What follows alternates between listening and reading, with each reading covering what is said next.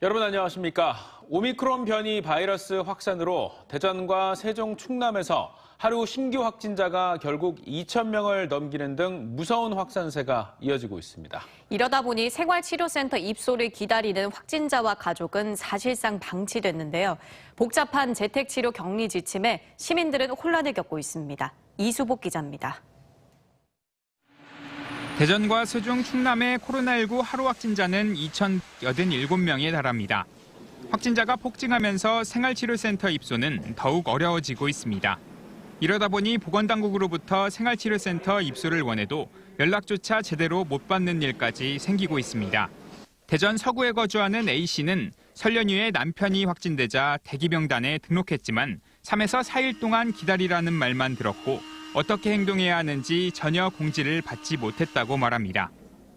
4일째 되는 날까지도 저희가 지금 재택치료 키트도 못 받았고 제대로 된 안내가 없으니까 어쩔 수 없이 재택치료를 택한 확진자와 가족들도 대혼란입니다.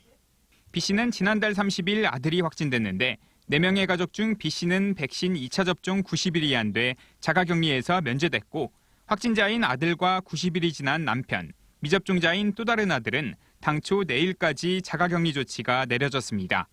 하지만 사흘 뒤 보건당국은 B씨에게 다시 자가격리 대상이라는 통보를 했고 확진자 아들과 나머지 가족들의 격리 기간도 최대 일주일까지 늘렸습니다.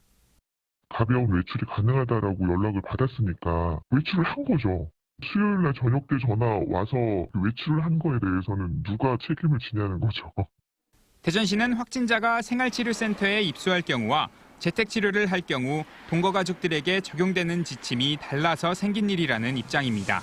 확진자의 경우 경증이나 무증상이면 생활치료센터나 집 어디에서 치료를 받든 격리기간이 똑같습니다.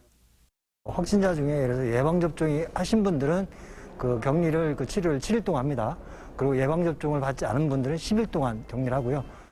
하지만 동거가족은 확진자가 생활치료센터에 입소하면 미접종자는 일주일 격리, 접종자는 외출이 가능한 수동감시 대상인데 반면 확진자가 재택치료면 동거가족은 접종 완료자라 하더라도 7일 격리 뒤 PCR 검사 결과 음성이면 외출과 출퇴근이 가능해지고 미접종자는 14일간 격리됩니다.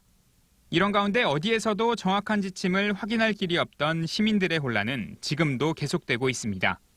양성 환자를 처음으로 이제 경험을 하는 거니까 뭐 인터넷이나 이런 데를 막 찾아봐도 명확하게 내용들이 나와 있는 정보를 찾기가 좀 어려워서 TJB 이수복입니다.